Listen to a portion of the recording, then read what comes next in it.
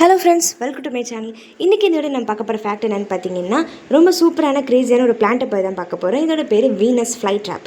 இது வந்து normal plant இல்லைங்க, இது வந்து ஒரு இன்செக்ட் சாப்பிட்ற ஒரு பிளான்ட்டு. பிளான்ட்லாமா இன்செக்ட் சாப்பிடும் அப்படின்னு கேட்டிங்கன்னா, ஆமாங்க, இதெல்லாம் சாப்பிட்றது தான்.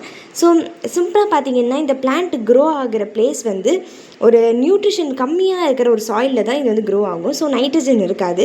ஸோ வந்து இது என்ன பண்ணுச்சுன்னா, மில்லியன்ஸ் ஆஃப் இயர்ஸாக நேச்சுரல் செலெக்ஷனில் இது ஒரு ஹண்டர் பிளான்ட்டாக எவால்வ் ஆகிடுச்சு. இப்போ இது என்ன பண்ணும்னா, அந்த ட்ராப், அது ஒரு மவுத் மாதிரி இருக்குது பார்த்தீங்களா, அதுக்குள்ளே ஒரு சின்ன சின்ன ஹேர்ஸ் இருக்கும். ஒரு இன்செக்ட் வந்து அதை வந்து 2 தடவை டச் பண்ணிடுச்சு அப்படின்னு கேட்டிங்கன்னா, அந்த ட்ராப் உடனே க்ளோஸ் ஆகிடும். எவ்வளோனா ஜஸ்ட் 0.1 செகண்ட்ஸில் க்ளோஸ் ஆகிடுமா.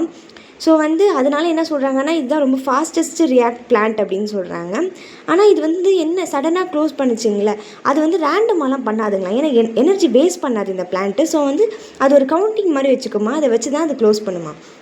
அதுக்கப்புறம் என்ன பண்ணுன்னு கேட்டிங்கன்னா, அதுக்கப்புறம் அந்த ஒரு டைஜஸ்டிவ் ஜூஸை வந்து அது வந்து ரிலீஸ் பண்ணும் அந்த பிளான்ட்டு. ஏன்னா அதுதான் க்ளோஸ் ஆகிடுச்சிங்களா, அந்த இன்செக்ட் வந்து இப்போ அதை வந்து கொல்லணும்.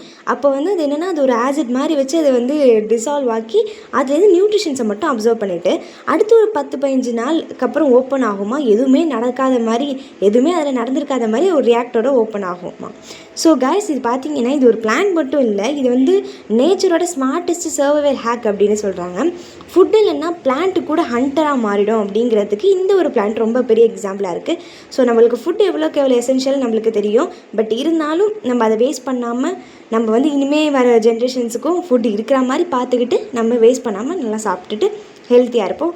ஸோ இந்த வீடியோ பிடிச்சிருந்ததா லைக் பண்ணுங்கள், ஷேர் பண்ணுங்கள், கமெண்ட் பண்ணுங்கள், மறக்காமல் சப்ஸ்கிரைப் பண்ணுங்கள். தேங்க்ஸ் ஃபார் வாட்சிங்.